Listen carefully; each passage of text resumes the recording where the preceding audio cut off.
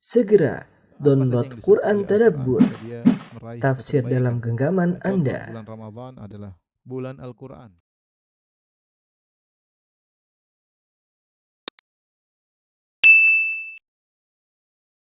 Bismillahirrahmanirrahim. Assalamualaikum warahmatullahi wabarakatuh. Alhamdulillahi ala ihsani wa syukru lahu ala taufiqihi wa amtinani. Wa asyhadu an la ilaha illallah wahdahu la syarika lahu ta'ziman li sya'nih. Wa asyhadu anna Muhammadan abduhu wa rasuluhu da'ila ridwanih. Allahumma salli alaihi wa ala alihi wa ashabihi wa ikhwanih. Pada para jamaah Majelis Ta'lim, Samara Ta'lim yang dirahmati oleh Allah Subhanahu wa taala, kita kembali mempelajari kitab Haditsul Akhlaq, hadis-hadis akhlak karya Syekh Dr. Profesor Dr. Abdul Razak Al-Abbad hafizahullahu taala. Kita sampai pada pembahasan akhlak yang sangat mulia, yaitu al-afu anin nas, ya, al-afu anin nas. Memaafkan orang lain. Akhlak ini adalah akhlak yang sangat banyak keutamaannya. Namun memang dia sangat sulit untuk dikerjakan. Kenapa? Karena akhlak ini baru bisa kita kerjakan kalau ada orang yang zalim sama kita. Artinya dia melakukan kesalahan sama kita, lantas kita maafkan.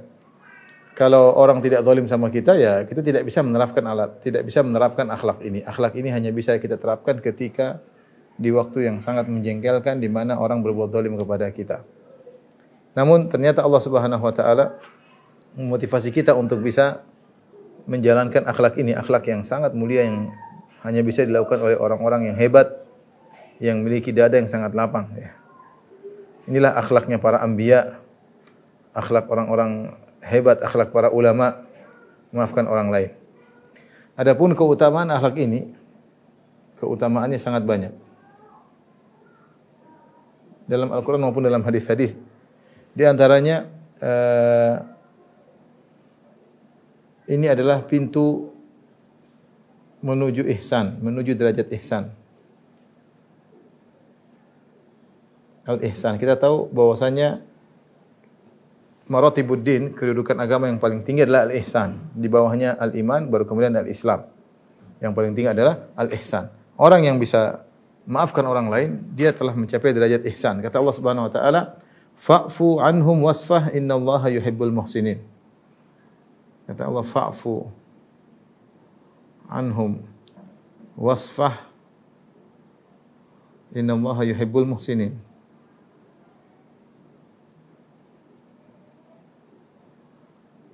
Dalam surat Al-Maidah ayat ke-13 kata Allah Subhanahu wa taala, "Fa'fu, maafkanlah mereka, wasfah, dan lapanglah dadamu, sungguhnya Allah mencintai orang yang berbuat ihsan." Berarti kalau orang yang memaafkan, dia mencapai derajat ihsan. Ini derajat yang berat. Dan siapa yang mencapai derajat tersebut, maka dia telah mencapai derajat yang tertinggi dalam agama. Kemudian di antaranya memaafkan orang lain, meraih rahmat dan ampunan Allah.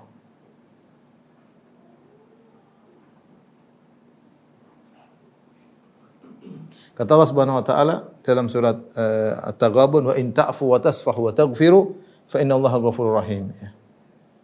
Wa in ta'fu wa tasfahu wa taghfiru fa innallaha ghafurur rahim. Kata Allah, jika engkau maafkan, kemudian engkau berlapang dada, wa taghfiru, dan engkau ampuni, fa innallaha ghafurur rahim. Sungguhnya Allah Maha Pengampun lagi Maha Penyayang. Artinya kau akan meraih ampunan Allah dan kau akan meraih rahmat Allah Subhanahu wa taala. Ya. Ini siapa yang tidak ingin dirahmati oleh Allah dan siapa yang tidak ingin diampuni oleh Allah Subhanahu wa taala. Oleh karenanya di antara faedah yang sangat besar dari memaafkan adalah kaidah al-jaza' min jinsil amal. Al-jaza' min jinsil amal. Balasan sesuai dengan perbuatan, ya. Balasan sesuai dengan perbuatan. Ini kaidah yang sangat agung. Artinya apa? Jika Anda memaafkan, Anda akan dimaafkan. Jika Anda memaafkan, maka Anda akan dimaafkan oleh Allah.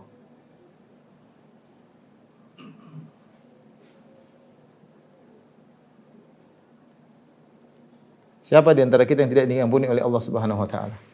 Seperti dalam ayat yang lain dalam surat An-Nur kata Allah Subhanahu wa taala, "Wal ya'fu wal yasfahu ala tuhibbuna ay yaghfirallahu lakum." Ya. Kata Allah Subhanahu wa taala, "Wal ya'fu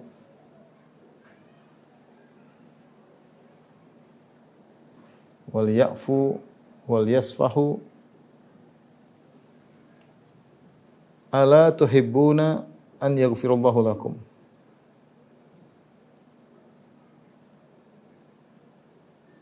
Kata Allah, maafkanlah, wal ya'fu wal yasfahu, lapangkanlah dada. Tidakkah kalian suka jika Allah mengampuni kalian? Ini kaidah yang sangat penting, yaitu al-jazaa misil amal, balasan sesuai dengan perbuatan. Perhatikan, ini kaidah yang sangat penting. Anda ingin memaafkan, maka Anda ingin dimaafkan, maka maafkanlah orang lain. Oleh karena terkadang kita meraih pintu ampunan dari Allah dengan Allah mentakdirkan orang menzalimi kita. Nah, tinggal kita memilih. Kalau kita maafkan dia, maka kita akan diampuni oleh Allah Subhanahu wa taala. Kita masih banyak dosa, masing-masing kita banyak dosa. Di antara keutamaan memaafkan adalah pahalanya sangat besar.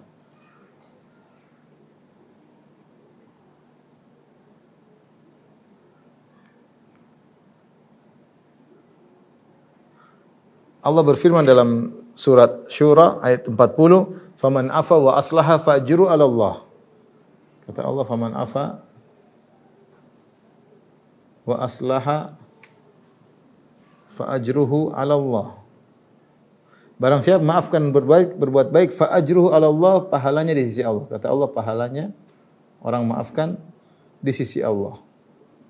Dan ini metode Allah Subhanahu wa taala untuk menjelaskan pahalanya sangat besar. Allah mengatakan, "Aku akan mengurus pahalanya." Seperti pahala puasa, kata Allah Subhanahu wa taala, kullu amali ibni Adam lahu illa siyam fa innahu li fa ana ajzi bihi. Puasa itu adalah untukku dan aku akan membalasnya. Di sini dalam masalah maafkan Allah mengatakan, "Faman afa wa aslah fa ajru Allah." Siapa yang maafkan dan berbuat baik, perbaikan, maka fa ajruhu 'ala Allah, pahalanya di sisi Allah Subhanahu wa taala, ya. Dan itu sangat logis karena tidaklah orang memaafkan kecuali dia bersabar. Ini kita pahala sabar apa? Innama yuwaffas sabiruna ajrahum bighairi hisab. Orang yang sabar pahalanya tanpa hisab sangat banyak. Nah, memaafkan itu lebih daripada sabar. Dia sabar bahkan dia memaafkan. Banyak kan orang bersabar belum tentu memaafkan. Tapi ini dia lebih dari sekedar bersabar bahkan dia memaafkan. Kemudian makanya di antara keutamaan memaafkan adalah masuk surga. Masuk surga, ya. Sebagaimana dalam surat Ali Imran ayat 133 sampai 134 kata Allah Subhanahu wa taala, "Wasari'u ila maghfiratin min rabbikum wa jannatin arduha samawati wal ardu iddat lil muttaqin." Bersegeralah kalian menuju ampunan Allah dan menuju surga Allah Subhanahu wa taala yang luasnya seluas langit dan bumi yang Allah siapkan bagi orang yang bertakwa. Siapa orang yang bertakwa tersebut? Alladzina yunfiquna fis sarra'i wad dharra'i wal kadhiminal ghaidha wal 'afina 'anil nas wallahu yuhibbul muhsinin. Ya, yaitu orang-orang yang berinfak dalam kondisi lapang, dalam kondisi sulit. Wal kadhiminal ghaidh, orang yang meredam amarah, wal 'afina 'anil nas, dan orang-orang yang memaafkan orang lain. Wallahu yuhibbul muhsinin. Sungguhnya Allah mencintai orang yang berbuat ihsan. Ini ayat yang menakjubkan.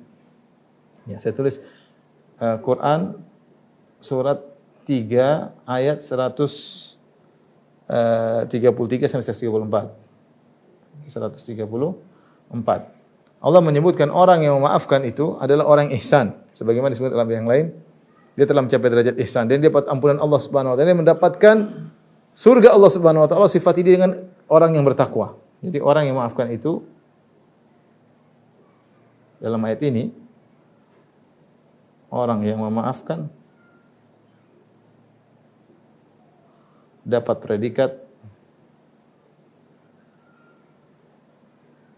apa saja, ada ihsan, dia disebut muhsin, ihsan, kemudian dapat ampunan, maghfirah, kemudian diantaranya disifati dengan bertakwa, kemudian masuk surga, dapat surga. Jadi ini mengingatkan kepada kita, dan ini saya sering ulang-ulang, bahwasanya namanya ibadah itu bukan cuma baca Quran, bukan cuma berzikir, bukan cuma bersedekah. Kita memaafkan orang lain, itu pahalanya sangat besar. Bahkan termasuk ciri-ciri penghuni surga. Ini harus kita hadirkan bahwasanya akhlak mulia itu pahalanya besar. Meredam amarah sebab masuk surga. Maafkan orang lain juga sebab masuk surga. Dapat ampunan, disebut orang bertakwa, disebut orang ihsan, dan dapat surga. Predikat yang banyak dalam surat Al-Imran 133 sampai 134. Jadi kalau orang bikin kita jengkel, kita ingat ayat ini. Subhanallah, memang berat, tapi kita jengkel ayat ini. Ingat, kalau Anda memaafkan, Anda ihsan. Anda bertakwa, subhanallah. Anda dapat maghfirah, dapat ampunan. Anda masuk surga. Memang berat, saya bilang ini bukan ibadah gampang. Ini ibadah sangat berat. Karena apa? Ibadah ini hanya bisa kita lakukan kalau kita dizolimi orang, baru bisa. Kalau enggak dizolimi, kita enggak bisa melakukan ibadah ini. Tapi lihat pahalanya, lihat. Banyak tadi. Anda dapat derajat ihsan. Meraih rahmat Allah dan ampunan Allah. Pahalanya sangat besar. Dapat predikat takwa, surga, dan lain-lain. Ya, dalam ayat yang lain juga lebih jelas lagi. Ya. Yang kelima, yang memaafkan bertakwa. Orang yang memaafkan dapat predikat takwa. Kata Allah, wa anta'fu aqrabu littaqwa, wa anta'fu aqrabu littaqwa. Memaafkan lebih dekat pada ketakwaan, kata Allah Subhanahu wa taala. Memaafkan lebih dekat dengan ketakwaan.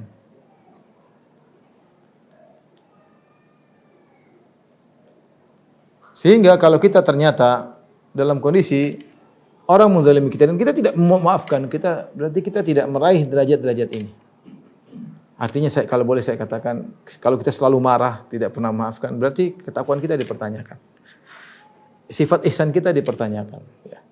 Karena ciri-ciri yang bertakwa mudah maafkan. Ciri yang bertakwa ihsan. Dia tahu bahwasanya dunia cuma sementara, dia akan lewat. Dia yakin dengan ada hari akhirat. Ya, dia yakin dengan hari akhirat. Ya. Taib, ini beberapa keutamaan takwa yang datang dalam Al-Quran, dan di antara keutamaan yang mungkin kita tambahkan, yang keenam juga disinggung oleh Syekh Abdul Razak, bahwasanya Al-Afu adalah salah satu dari nama Allah. Al-Afu di antara nama Allah adalah Al-Afu, yang Maha memaafkan. Dalam hadis kita sering baca ketika bulan Ramadan, Allahumma innaka afuwun tuhibbul afwa fa'fu anni. Ya Allah, Engkau adalah Maha memaafkan, karena Engkau cinta dengan pemaafan, maka ampunilah diriku. Maka kita berusaha meniru sifat yang dicintai oleh Allah, itu tuhibbul afwa, Engkau mencintai sikap memaafkan, ya. Baik, ini di antara keutamaan memaafkan orang lain. Baik.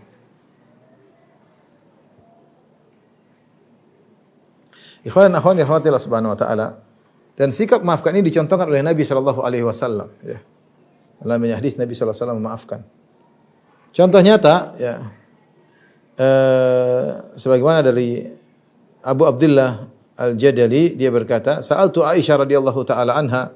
Aku pernah bertanya kepada Aisyah radhiyallahu taala anha tentang an khuluqi Rasulillah, tentang akhlak Rasulullah sallallahu alaihi wasallam.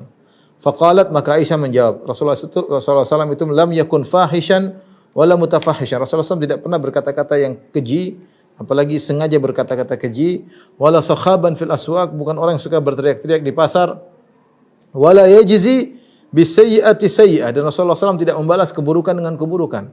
Walakin ya'fu wa yasfah, akan tapi Nabi sallallahu alaihi wasallam memaafkan dan berlapang dada. Ini berat. Tapi ini sifat Nabi sallallahu alaihi wasallam, ya. Ya, la yajzi bi sayyi'ati sayyi'ah. Rasulullah SAW tidak pernah membalas keburukan dengan keburukan. Walakin ya'fu wa yasfah, tapi Rasulullah SAW memaafkan dan berlapang dada. Ini sifat Nabi sallallahu alaihi wasallam. Contoh praktek Nabi sallallahu alaihi wasallam bagaimana beliau sangat mudah memaafkan, seperti kisah Nabi sallallahu alaihi wasallam ketika ada seorang Arab Badui yang datang kepada Nabi SAW. Nabi sedang berjalan, tiba-tiba Arab Badui tersebut menarik selendang Nabi SAW. Nabi sedang berjalan, betul ditarik sehingga memberi bekas di leher Nabi SAW. Dia mengatakan, "Ya Muhammad, a'tini min malillahi alladhi atak." Ya Muhammad, berikanlah harta Allah yang Allah titipkan padamu, berikan kepadaku. Ini orang meminta harta, tapi cara mintanya kasar. Nabi sedang berjalan, ditarik selendang Nabi sampai ada bekas merah di leher Nabi, menunjukkan dia tarikannya keras. Tapi Rasulullah SAW tidak marah, Rasulullah SAW tertawa. Rasulullah SAW tersenyum, Rasulullah SAW mengatakan, "A'ti, berikanlah harta kepada orang ini." Dan ini menakjubkan, dia Rasulullah bisa tersenyum seketika itu pula. Ini sangat sulit. Biasanya orang kalau kesenggol, dia pasti marah dulu. Apalagi sampai lagi jalan ditarik, dia pasti marah terus. Paling tidak muka jengkel. Tapi Nabi sama sekali tidak ada. Rasulullah SAW melihat orang Arab Badui tadi dengan tersenyum. Ini sulit. Bisa maafkan seketika itu pula ya. Ya. Ini sangat sangat sulit. Saya sering bercanda, saya bilang, saya pernah seperti ini, lagi memarah tiba-tiba memaafkan. Waktu saya di Madinah, saya sedang naik mobil, tiba-tiba ada mobil gede nabrak mobil saya dan benar-benar peot. Saya lagi naik mobil saya dan keresi udah lama. Sementara ada orang pakai mobil mobil gede, orang Arab yang mobil gede, dia tabrak mobil saya, mungkin dia tidak lihat karena di bawah. Akhirnya rusak, kemudian saya buka jendela mau saya omelin, ternyata dosen saya. Akhirnya saya enggak jadi marah, langsung saya maafkan. Seketika itu juga saya bisa maafkan karena dosen saya dan saya mau belajar sama dia waktu itu. Cuma beliau terlambat, saya juga terlambat ya. Itu kenyataannya. Tapi susah kita mau maafkan ya. Rasulullah SAW bisa maafkan seketika itu pula ya. Ya. Di antara contoh Nabi SAW maafkan di perkara yang menakjubkan adalah kisah Nabi bersama dengan Abdullah bin Ubay bin Salul. Abdullah bin Ubay bin Salul, tokoh munafik, sering mengganggu Nabi SAW. Bikin masalah dalam dakwah. Bagaimana Allah sebutkan tentang kemunafikan dalam Al-Quran banyak sekali. Bahkan ini gembongnya orang munafik. Pimpinan orang munafik Abdullah bin Ubay bin Salul. Bikin masalah. Di antaranya dia bikin masalah sehingga terjadilah hadisatul ifk di mana Nabi Aisyah radhiyallahu taala anha istri Nabi dituduh berzina. Siapa gembongnya? Walladzi tawalla kibrahu minhum lahu adzabun azim. Yang provokatornya adalah Abdullah bin Ubay bin Salul. Tetapi ketika dia meninggal, perhatikan bagaimana sifat maafkan Nabi.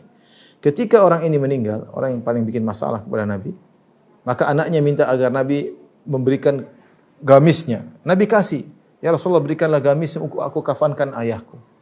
Karena dia munafik tapi KTP-nya Islam. Dan saya minta izin, ya Rasulullah salatkan ayahku. Maka Rasulullah SAW kasih gamisnya untuk musuh bebuyutannya. Subhanallah, kemudian dikasih untuk dikafankan. Kemudian Rasulullah SAW datang untuk menyolatkan. Rasulullah SAW dan beberapa sahabat datang. Rasulullah berharap dia KTP-nya Islam. Ketika Rasulullah SAW tidak sholat, ditarik oleh Umar. Kata Umar, ya Rasulullah, ini dia munafik, jangan sholatin dia. Tapi Rasulullah SAW terus mau sholat. Umar mengatakan, ya Rasulullah, Allah mengatakan, in tastaghfir lahum, aw la tastaghfir lahum, in tastaghfir lahum 70 maratan, fala yaghfirullahu lahum. Allah berfirman, ya Rasulullah, kau minta ampun bagi mereka, atau tidak minta ampun bagi mereka sama saja. Kau minta ampun bagi mereka 70 kali, Allah tidak akan mengampuni mereka. Maka Nabi menjawab kepada Umar, ya Umar, Allah berikan aku pilihan. Ya. Minta ampun atau tidak. Seandainya saya bisa minta ampun lebih dari 70 kali, Allah akan ampuni, saya akan minta ampun. Langsung Rasulullah salat jenazah, Allahu Akbar. Sebagian sahabat ikut. Umar tidak ikut. Setelah itu Allah turunkan firman Allah Subhanahu wa taala, "Wala tusalli ala ahadin minhum mata abadan wala taqum ala qabrih." Jangan salat jenazah bagi orang munafik sama sekali. Tapi intinya Rasulullah SAW lapang dada memaafkan orang ini. Memaafkan orang ini ya. Jadi lihatlah bagaimana akhlak Nabi sallallahu alaihi wasallam. Kisah-kisah bagaimana seperti ini sangat banyak ya. Dan di antara kisah yang menakjubkan adalah kisahnya orang-orang ulama seperti kisahnya Syekhul Islam Ibnu Taimiyah rahimahullah taala, bagaimana jiwa beliau sangat besar. Beliau yang pernah menulis tentang kaidatun fi sabr, kaidah tentang sabar, beliau menyebutkan tentang 20 sebab kenapa kita bisa maafkan. Bersabar dan maafkan, 20 sebab. Dan itu benar-benar dipraktekkan oleh beliau rahimahullahu taala ya. Bahkan di antara yang menakjubkan Ibnu Taimiyah rahimahullah memaafkan ketika dia mampu untuk membalas. Ya.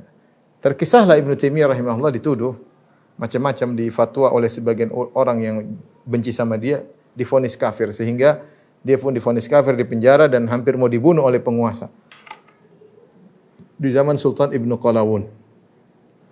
Maka kebetulan pembesar-pembesar negara adalah orang-orang yang tidak suka dengan Ibnu Taimiyah sehingga mereka berfatwa Ibnu Taimiyah kafir dan berhak untuk ditumpahkan darahnya. Tapi sang sultan tidak menumpahkan darah Ibnu Taimiyah, tapi dipenjara.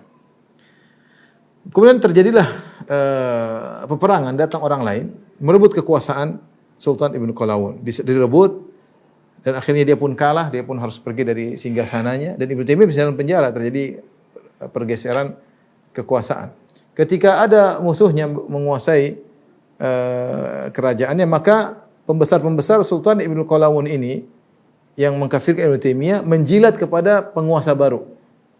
Dan mereka meninggalkan penguasa lama. Jadi mereka tidak setia, mereka menjilat kepada penguasa baru. Akhirnya Sultan Ibnu Qalawun berusaha lagi untuk mengembalikan tahta kerajaannya, maka dia memerangi lagi dan dia berhasil menguasai. Ketika dia berhasil menguasai, itu para penjilat datang lagi kepada dia. Dia sangat jengkel di puncak-puncak kejengkelan. Ini orang-orang sok-sok alim, ternyata para penjilat. Ketika saya kalah, mereka menjilat kepada sultan yang lain. Ketika saya menang, mereka datang lagi. Saat itu Sultan Ibnu Qalawun lagi jengkel-jengkelnya, maka dia pun bikin jengkel orang-orang ini. Dia keluarkan Ibnu Taimiyah di hadapan mereka. Dikeluarkan Ibnu Taimiyah di hadapan mereka. Ini Ibnu Taimiyah yang mereka kafirkan dibebaskan sama dia. Kemudian dia keluarkan secari kertas. Dan ini kisah disebutkan oleh Ibnu Katsir dalam Bidayah wa Nihayah. Dikeluarkan secari kertas, isinya fatwa orang-orang ini yang mengkafirkan Ibnu Taimiyah. Dia bilang, Ibnu Taimiyah, ini orang, mereka depanmu ini, dulu mengkafirkan engkau dan mengatakan darahmu halal. Apa yang aku lakukan kepada mereka? Subhanallah, Ibnu Taimiyah tidak marah, tidak membalas. Padahal dia mampu saatnya dia balas. Kalau dia bilang mereka yang kafir, bunuh mereka, mungkin dibunuh sama sultan. Karena sultan memang jengkel sama mereka. Dia mencari fatwa untuk menghabisi orang-orang penjilat ini. Tapi lihat apa kata Ibnu Taimiyah. Kata Ibnu Taimiyah, mereka yang terbaik yang ada. Jangan, biarin saja mereka. Subhanallah, itu yang ditakjubkan oleh musuh-musuh Ibnu Taimiyah. Ibnu Taimiyah rahimahullah ketika dia mampu untuk membalas, dia tidak balas. Hatinya benar-benar lapang ya. Kalau kita bicara Nabi SAW memang luar biasa contohnya. Ini kita bicara manusia setelah Nabi SAW di abad ke-8. Ada orang seperti sekelas Syekhul Islam Ibnu Taimiyah rahimahullah ta'ala. Di antara kisah, maafkan Ibnu Taimiyah, kisah ketika ada disebutkan oleh Ibnu Qayyim rahimahullah ta'ala dalam, kalau tidak salah, Miftah Daris Sa'adah ya. Kalau enggak Madaris Salikin, Miftah Daris Sa'adah ya. Bagaimana Ibnu Taimiyah rahimahullah ta'ala ketika ada musuh bebuyutan yang suka menjelek-jelekkan dia, kalau tidak salah namanya Ibnu Makhluf, menjelek-jelekkan Ibnu Taimiyah, meninggal akhirnya orang ini.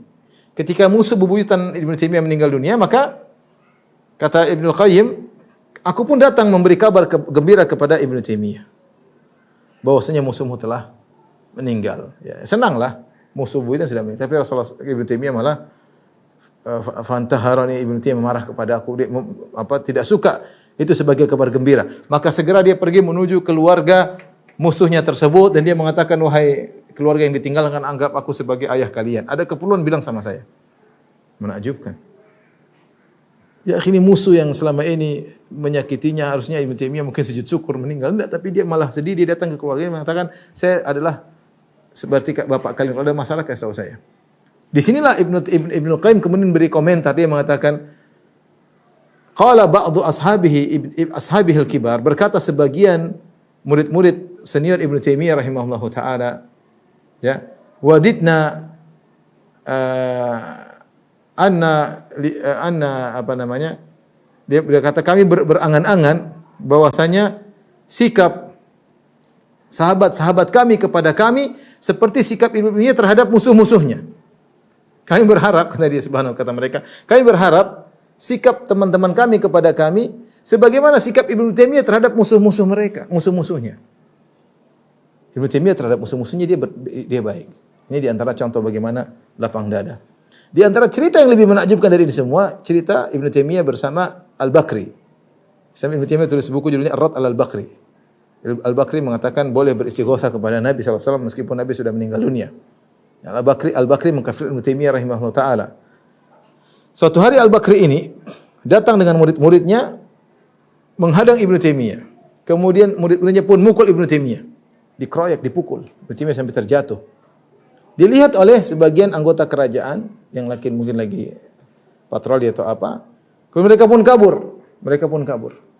Dicarilah Al-Bakri ini yang merupakan provokator memukuli Ibnu Taimiyah. Ibnu Taimiyah bilang saya maafkan mereka. Ketika itu juga antum baca sejarahnya. Dia mengatakan saya maafkan mereka. Lihat di mukaddimah kitab Al-Istighatsah fi Rad al-Bakri. Al-Istighatsah fi Rad al-Bakri. Maka dia mengatakan aku telah ampuni Al-Bakri.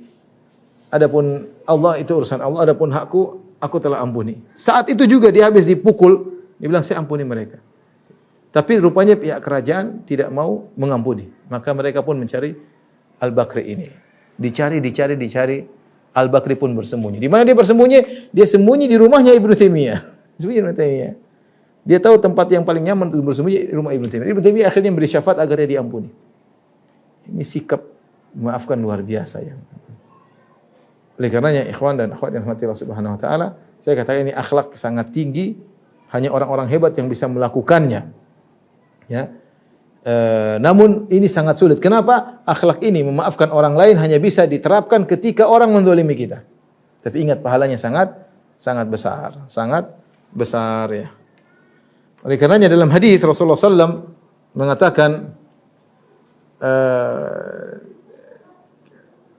Rasulullah menyebutkan 3 perkara. Ma naqasat shadaqatan min mal.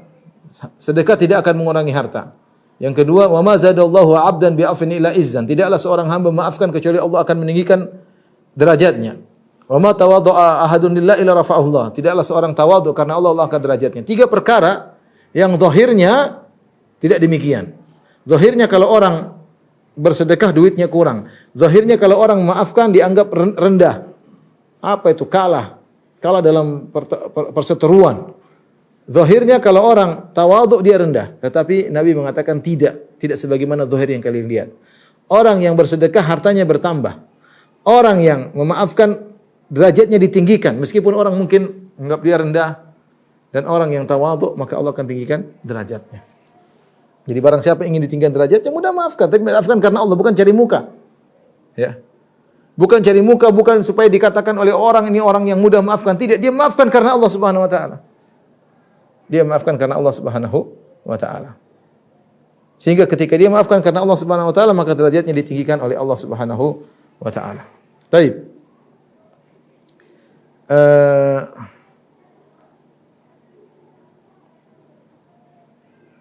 Ada seorang dan di antara bukti bahwasanya memaafkan itu sangat sulit. Sebuah asar yang disampaikan oleh Syekh Abdul Razzaq hafizahullah taala dari perkataan Fudail bin Iyad. Fudail bin Iyad rahimahullah beliau berkata, "Idza ja'aka syakhsun yashku akhar," kalau ada orang datang kepada engkau mengeluhkan tentang orang lain. Aduh, misalnya datang kepada saya, "Ustaz, si fulan tuh aduh parah begini." Apa kata Fudail bin Iyad? "Faqul lahu u'fu anhu." Sampaikan kepada orang itu yang sedang mengeluhkan orang lain, bilang maafkan dia. Fa innal afwa aqrabu littaqwa. Fa innal afwa aqrabu littaqwallah, karena memaafkan lebih dekat kepada ketakwaan. Fa in qala laka, kalau ternyata dia berkata kepada engkau, inna qalbi la yahtamil afwa anhu, hatiku tidak bisa memaafkan. Ada orang seperti saya tidak bisa memaafkan. Saya tidak bisa mengontrol jiwaku. Jiwaku tidak bisa memaafkan. Kalau dia tetap ngeyel tidak memaafkan, apa yang harus dilakukan? Dan dia berkata, uridu an antasir, saya ingin membalas. Ya. Maka apa yang katakan? Katakan kepada dia, in kunta tuhsin an tantasir kama amara Allah wa illa fa alayka bil afwi fa innahu babun wasi. Kalau kau mampu untuk membalas dengan adil, maka lakukanlah. Jika tidak, maka pintu memaafkan pintu yang sangat luas. Ini dalil bahwasanya memaafkan itu perkara yang sulit, tetapi bisa. Rasulullah SAW mengatakan, "Wa man yatasabbar yusabbirhullah." Barang siapa yang berusaha bersabar, maka Allah akan menjadi orang yang bersabar. Dan Allah berfirman, "Walladzina jahadu fina lanahdiyannahum subulana wa innallaha lama'al muhsinin." Siapa yang berjuang di jalan kami akan bukan jalan-jalan kami. Jadi seorang berusaha untuk menjadi seorang yang pemaaf, Allah akan jadikan pemaaf. Tapi di sini Syekh Abdul Razzaq hafizahullah taala menyebutkan beberapa contoh yang anjuran memaafkan, yang Allah memotivasi seorang untuk memaafkan dalam kondisi-kondisi yang sulit. Ya. Kondisi-kondisi yang dianjurkan untuk memaafkan dalam Al-Quran. Beberapa contoh ya. Ini maksudnya beberapa sampel yang Allah sebutkan. Seperti misalnya yang pertama memaafkan terkait dengan gangguan tentang agama. Allah sebutkan dalam surat Al-Baqarah 109. Saya bacakan. Kata Allah Subhanahu wa taala, "Wadda katsirun min ahlil kitabi law yaruddukum min ba'di imanikum kuffaran hasadan min indi anfusihim." Betapa banyak ahlul kitab yang berangan-angan seandainya kalian kafir kembali setelah kalian beriman, musyrik kembali. Kenapa mereka berangan-angan kalian musyrik kembali? Hasadan min indi anfusihim, karena mereka hasad dari jiwa mereka. Mereka hasad, tidak kuat lihat kaum mukminin beriman. Mereka ingin kaum mukminin musyrik seperti sebelumnya. Min ba'di ma tabayyana lahumul haq. Padahal telah jelas bagi mereka kebenaran. Kata Allah, fa'fu wasfahu. Maafkanlah mereka dan berlapang dada terhadap mereka. Hatta ya'ti Allahu bi amrih. Sampai Allah datangkan keputusannya. Lihat, orang Yahudi, ahlul kitab, ingin agar orang kaum mukminin kembali musyrik. Dan mereka berusaha. Tapi apa kata Allah? Fa'fu wasfahu. Maafkanlah. Ini padahal gangguan terkait dengan agama. Ini contoh. Ya. Yang kedua, memaafkan terkait harga diri yang ternodai.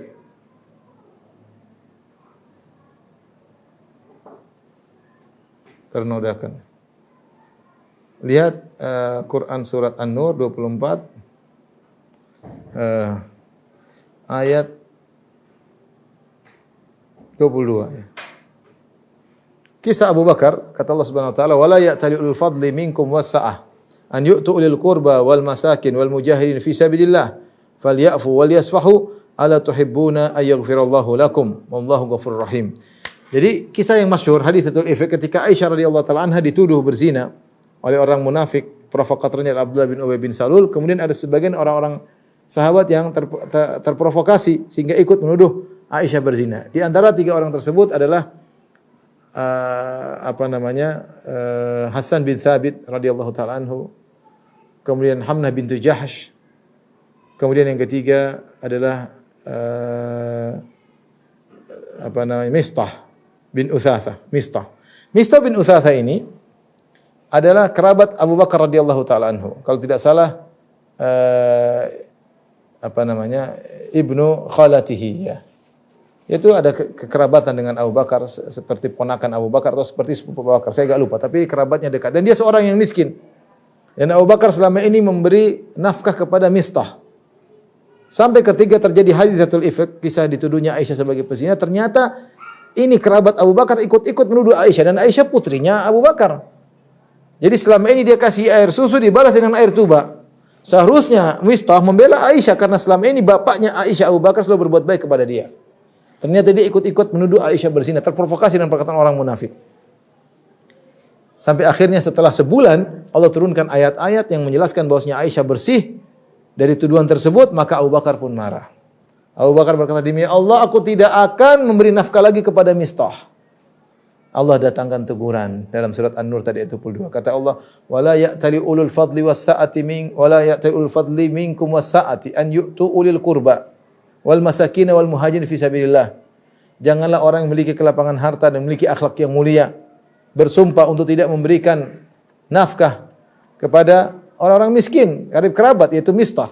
Kata Allah, "Falyafu wal yasfahu." Hendaknya mereka memaafkan dan melapangkan dada. Ala tuhibbuna ayaghfirallahu lakum? Tidakkah kalian suka jika Allah mengampuni kalian?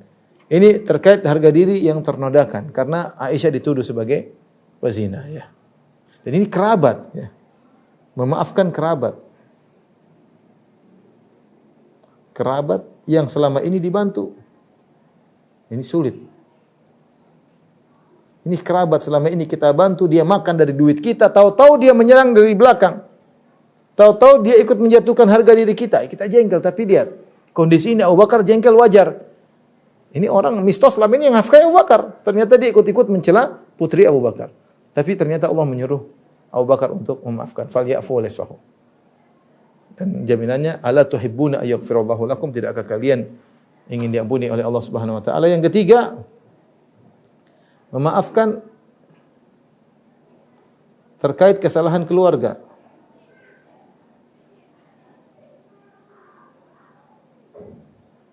Dalam surat At-Taghabun ya.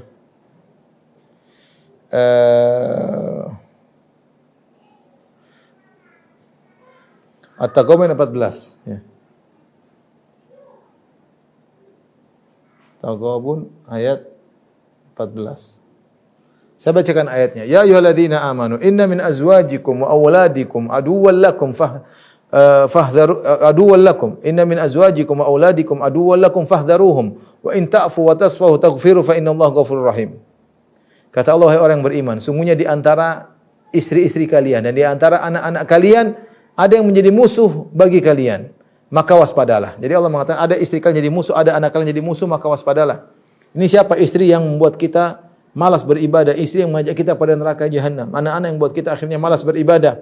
Ini musuh bagi kita karena menghalangi kita dari Allah Subhanahu wa taala. Fahdharuhum, waspadalah terhadap mereka. Tetapi ketika Allah mengatakan fahdharuhum, waspadalah terhadap mereka, bukan berarti kita ngamuk-ngamuk sama istri, ngamuk-ngamuk sama anak kalau mengajak-ngajak yang tidak benar.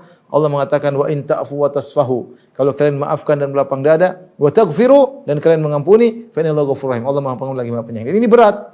Memaafkan keluarga yang seharusnya kita selama ini berbuat baik sama mereka, sama istri, sama anak, ternyata dia bikin salah. Ini buat kita sangat jengkel karena seharusnya anak istri itu baik, harusnya demikian. Selama ini kita yang nafkahi, selama ini kita yang susah payah cari nafkah buat mereka, tapi mereka bikin sakit hati, mereka buat kesalahan. Nah, tapi Allah mengatakan wa in ta'fu wa tasfah. Kalau kalian maafkan istri kalian, maafkan anak kalian. Fa innallaha ghafurur rahim. Sungguhnya Allah Maha Penyayang. Oleh karenanya kepada para suami, kalau istri melakukan kesalahan, sabar, maafkan. Pahalanya besar. Di antara juga Allah sebutkan terkait dengan memaafkan terkait dengan pembunuhan. Pembunuhan. Kita memaafkan orang yang membunuh, yaitu memaafkan orang yang membunuh. Orang yang membunuh saudara kita, membunuh saudara kita. Ini sangat berat.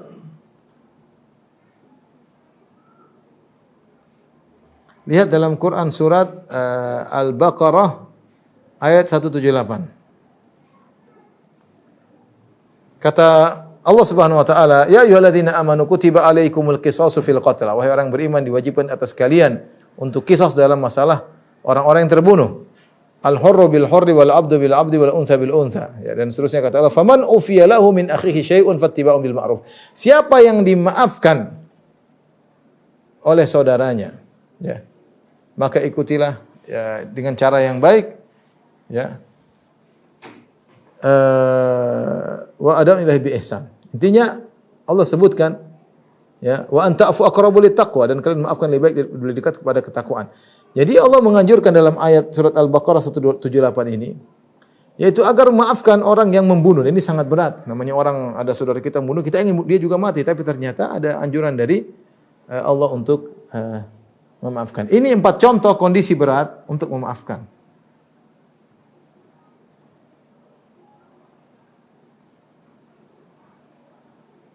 Tetapi dianjurkan kita untuk memaafkan. Kenapa? Karena pahalanya besar. Pahalanya besar. Apalagi kalau perkara-perkara yang lebih ringan daripada ini, maka seorang berusaha melatih dirinya untuk memaafkan. Ya. Ikhwan dan akhwat yang dirahmati Allah Subhanahu Wa Taala, di penghujung pembahasan ini, ya, saya akan sebutkan beberapa kiat agar kita maafkan. Sudah.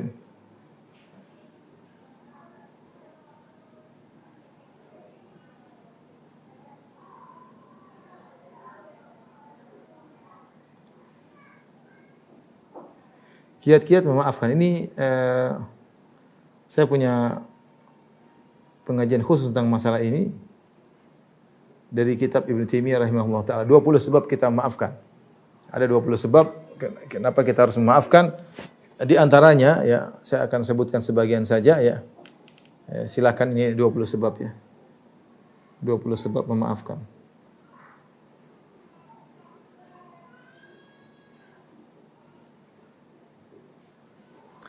Saya singgung sebagian aja, ya.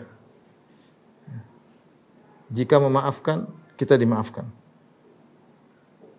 Kita diampuni Allah.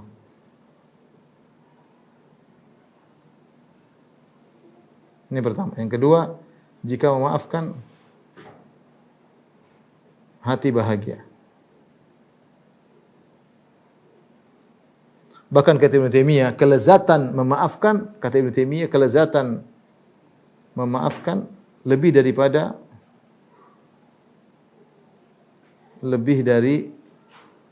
kelezatan membalas dendam. Membalas dendam itu lezat, benar. Tetapi memaafkan kelezatannya lebih daripada kalau berhasil membalas dendam. Ini di antara faedah kita memaafkan. Tadi kalau maafkan, jika memaafkan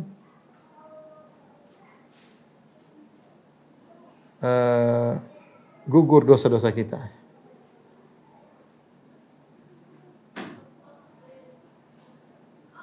Ya. Memaafkan kesempatan bagi kita untuk ekspresi diri, kesempatan bagi kita untuk memperbaiki diri.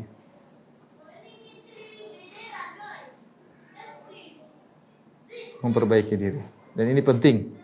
Kata Ibnu Taimiyah, ya. Jika seorang dizalimi, yang pertama dia lakukan perbaiki dirinya. Jangan sibuk membalas. Jangan sibuk membalas, ya. Jangan sibuk membalas. Kenapa? Ya, banyak hal yang mudarat kalau kita membalas. Pertama, kalau kita membalas, buang-buang waktu. Membalas ini buang-buang waktu. Yang kedua, belum tentu berhasil.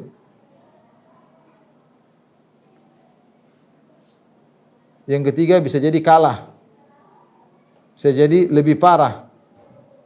Dan banyak kemungkinan bisa jadi kita balas lebih parah. Bisa balas lebih parah. Dan ini semua dilarang. Lebih parah. Dia mukul sekali, kita mukul 2 kali. Enggak boleh. Kalau ingin balas harus sepadan, setimpal. Oleh karena itu Nabi mengatakan seorang berusaha tidak membalas ketika dia dizalimi, perbaiki diri. Itu lebih penting daripada yang ngurusin orang yang menzalimi dia. Mungkin saya salah, mungkin saya berbuat zalim, mungkin saya begini, makanya Allah membuat dia menzalimi saya. Perbaiki diri, mungkin saya perlu istighfar, mungkin ibadah saya kurang beres. Sehingga kita mudah maafkan, ya sudahlah. Ya sudahlah. Kalau kita balas, kata Syekh Sa'di, sejauh kita membalas kezaliman orang, sejauh itu pula kebahagiaan kita hilang. Kita ingin balas, sibuk, dada jengkel, lihat dia sukses, kita jengkel, ya. Sejauh kita sibuk dengan kezaliman orang lain kepada kita, sejauh itu pula kebahagiaan kita akan hilang. Sudah, maafkan aja, enggak usah terlalu dipikirin. Ya. Dan tadi kita akan buang-buang waktu untuk balas. Dan kalau kita sudah balas, tentu berhasil. Bisa jadi dia lebih parah lagi daripada yang sebelumnya. Dia jengkel, bisa jadi lebih parah. Intinya lebih baik kita maafkan dan selesai urusan. Ya. Kemudian di antara hal yang membantu kita untuk maafkan, di antaranya ingat hidup dunia sebentar.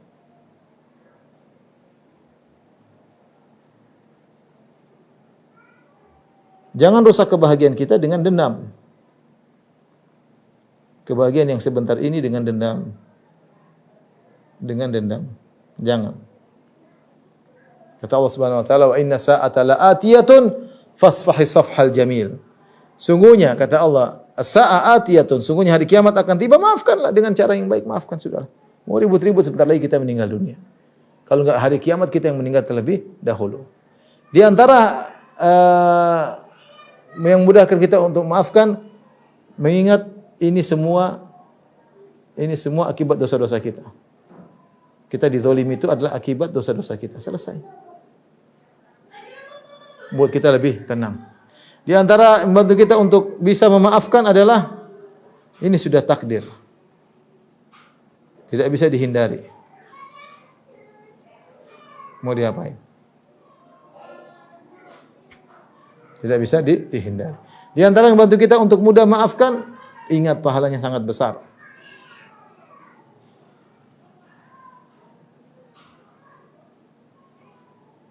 Jadi saya sering sampaikan kalau ada seorang suami kemudian istrinya mungkin marah-marah sama dia, bilang, ini sudah ditakdirkan 50.000 tahun sebelum Allah menciptakan langit dan bumi bahwasanya kamu marahi saya pada hari ini. Sudah takdir, mau diapain?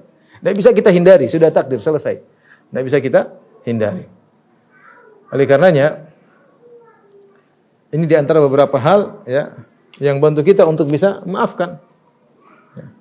Ada 20 qiyat, tapi saya tidak bisa baca seluruhnya karena waktu yang terbatas. Tapi inilah ikhwan dan akhwat yang dirahmati Allah Subhanahu wa taala. Seorang melatih diri untuk memaafkan, karena memaafkan adalah ibadah. Nah, kalau dia sibuk dengan marah hanya menyiksa hatinya. Menyiksa hatinya. Terakhir saya peringatkan 3 kondisi manusia terkait dengan zalim kepadanya. Sekarang dia, Mas.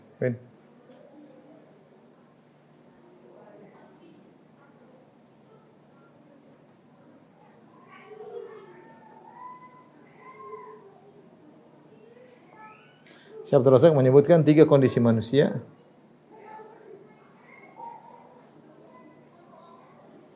terkait memaafkan ketika dia dizalimi. Ketika dia dizalimi. Allah berfirman, "Wa jazaa'u sayyi'atin sayyi'atun mithluha."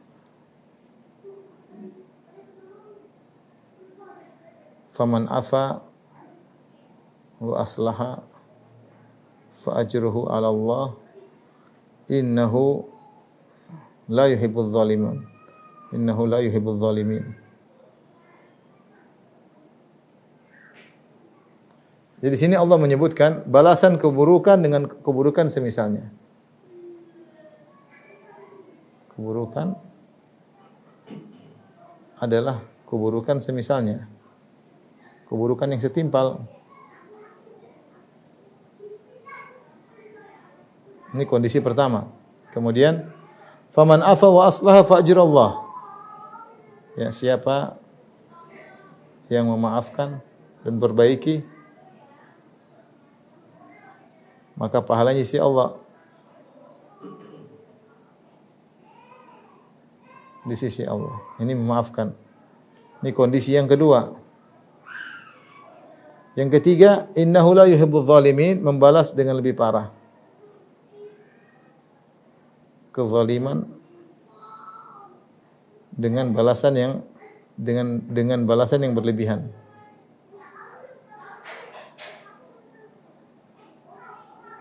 Maka ini adalah berbuat zalim. 3. Inilah 3 kondisi berkaitan memaafkan. Yang pertama, membalas setimpal, ini hukumnya boleh.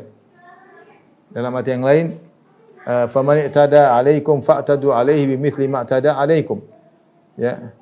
Barang siapa yang berbuat kezaliman kepada kalian, maka balas sesuai dengan perbuatan mereka. Demikian juga Allah berfirman, inna aqabtum fa'aqibu bimithli ma uqibtum bih. Kalau kalian balas maka harus timpal. Ada 3 ayat Allah sebut di antaranya ayat ini, wa jazaa'u sayyi'atin sayyi'atun mithluha. Siapa yang ingin balas maka balas, harus setimpal. Ini hukumnya boleh. Orang maki kita, misalnya bilang hewan anjing, kita bilang kamu juga anjing, boleh, kita enggak berdosa. Boleh. Dia mukul kita sekali, mukul dia sekali juga boleh. Tapi ingat, yang terbaik adalah memaafkan.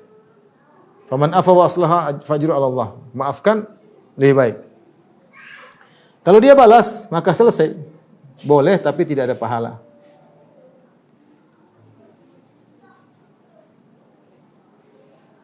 Tidak ada pahala. Kalau dia memaafkan, ini dianjurkan. Apa faedahnya kalau dia maafkan? Pertama, hidup lebih tenang. Hidup tenang di dunia. Pahalanya besar di akhirat.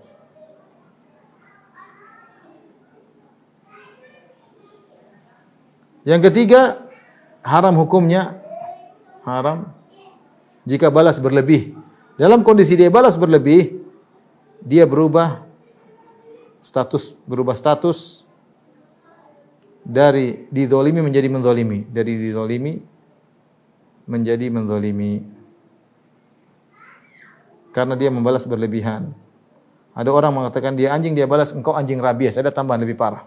Ada orang mengatakan dia hewan, dia bilang bapakmu juga hewan, dia balas lebih parah. Ini tidak boleh, maka dia terjerumus dalam kezaliman. Ya, kita lebih aman, kita maafkan selesai, tenang hati, hidup tentram, pulang ke rumah bisa bercengkrama dengan anak istri. Coba kalau kita jengkel, kita dendam, kita ribut sama anak, ribut sama istri, dan itu hal yang tidak baik. Demikian ikhwan dan akhwat yang dirahmati Allah Subhanahu wa taala, majelis taklim Samara. Semoga Allah Subhanahu wa taala memudahkan kita menjadi orang-orang yang pemaaf, terutama pemaaf kepada orang terdekat kita. Yang lebih utama untuk kita maafkan adalah suami kita, istri kita, anak-anak kita, orang tua kita, kerabat kita, mereka lebih utama. Yang semakin banyak jasa kepada kita, lebih utama untuk kita maafkan. Wallahu a'lam bishawab. Demikian para hadirin hadirat majelis taklim sama yang rahmati Allah Subhanahu wa taala. Insyaallah kita lanjutkan di kesempatan yang lain. Kurang lebih saya mohon maaf. Wabillahi taufiq wal hidayah. Assalamualaikum warahmatullahi wabarakatuh.